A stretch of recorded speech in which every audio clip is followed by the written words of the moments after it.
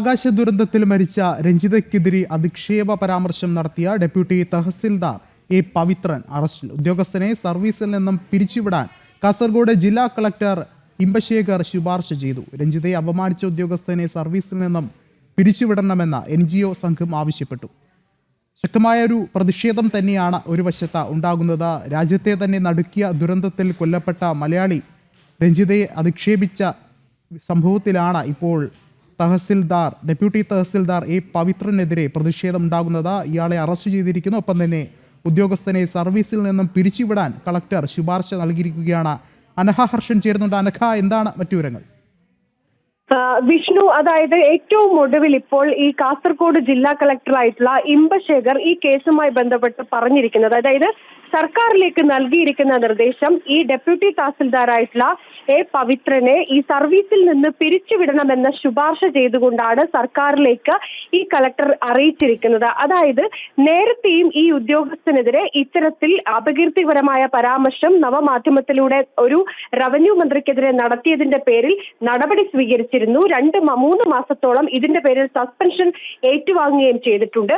അതിനുശേഷം വീണ്ടും ഇത്തരത്തിലൊരു സംഭവത്തിലേക്ക് വീണ്ടും ആ ഉദ്യോഗസ്ഥൻ എത്തിയിരിക്കുകയാണ്. മാത്രമല്ല, സ്ത്രീത്വത്തെ അപമാനിക്കുക,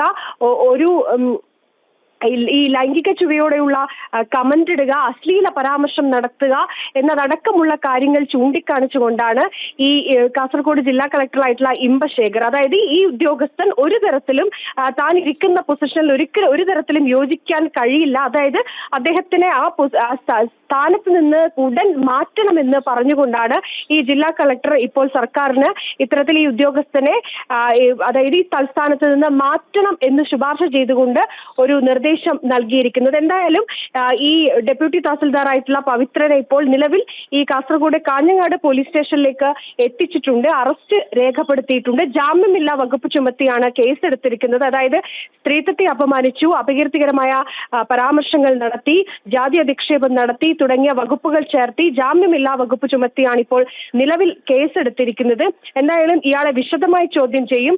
ഈ കൃത്യം ചെയ്തിട്ടുണ്ടോ എന്ന് കണ്ടെത്തും. അത്തരത്തിൽ ചെയ്തിട്ടുണ്ടെങ്കിൽ അതിന് കൃത്യമായ നടപടി സ്വീകരിക്കുമെന്ന് തന്നെയാണ് ഈ അന്വേഷണ ഉദ്യോഗസ്ഥർ വ്യക്തമാക്കിയിരിക്കുന്നത്. എന്തായാലും ഈ വിമാനാപകടത്തിൽ മരിച്ച ഈ മലയാളി കൂടിയായിട്ടുള്ള ഈ രഞ്ജിതയ്ക്ക് അന്ത്യാഞ്ജലി അർപ്പിച്ചുകൊണ്ട് ഒരു ഫേസ്ബുക്ക് പോസ്റ്റ് ഒരാൾ ഇട്ടിരുന്നു. ഈ ഫേസ്ബുക്ക് പോസ്റ്റിന് താഴെ വന്നാണ് ഈ അശ്ലീല പരാമർശം നടത്തിയത്. അതൊരു വട്ടമല്ല, 2-3 വട്ടം ഇത്തരത്തിൽ ആ പോസ്റ്റിന് താഴെ ഈ രീതിയിൽ സ്ത്രീത്വത്തെ അപമാനിക്കുന്ന, കുടുംബത്തെ ഒന്നാകെ അപമാനിക്കുന്ന രീതിയിലുള്ള ഈ ഫേസ്ബുക്ക് പോസ്റ്റ് ഇട്ടിരുന്നു.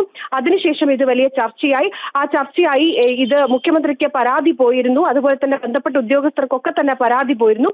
ആ പരാതിയുടെ അടിസ്ഥാനത്തിലാണ് ഉടൻ തന്നെ റവന്യൂ വകുപ്പ് ഇയാളെ തൽസ്ഥാനത്ത് നിന്ന് മാറ്റിക്കൊണ്ട് ഉത്തരവിറക്കിയത്. അതിനുശേഷമായിരുന്നു പിന്നീട് ഇയാൾക്കെതിരെ കാസർഗോഡ് കാഞ്ഞങ്ങാട് പോലീസ് സ്റ്റേഷനിൽ ഈ NSSലെ ഒരു മുതിർന്ന നേതാവ് ഒരു പരാതി ആയി ചെല്ലുന്നത്. ഈ പരാതിക്ക് മേലാണ് ഇപ്പോൾ പോലീസ് കേസെടുത്തിരിക്കുന്നത്, ജാമ്യമില്ലാ വകുപ്പ് ചുമത്തി. എന്തായാലും ഈ സംഭവവുമായി ബന്ധപ്പെട്ട് ഇപ്പോൾ കാസർഗോഡ് കാഞ്ഞങ്ങാട് പോലീസ് സ്റ്റേഷനിൽ ഈ ഡെപ്യൂട്ടി തഹസിൽദാറായിട്ടുള്ള പി പവിത്രനുണ്ട്. അറസ്റ്റ് രേഖപ്പെടുത്തിയിട്ടുണ്ട്. തുടർന്ന് വിശദമായ ചോദ്യം ചെയ്യുമെന്നാണ് അന്വേഷണ ഉദ്യോഗസ്ഥർ അറിയിച്ചിരിക്കുന്നത്. വിഷ്ണു, ശരി, അനഘയാണ് വിവരങ്ങൾ നൽകിയത്.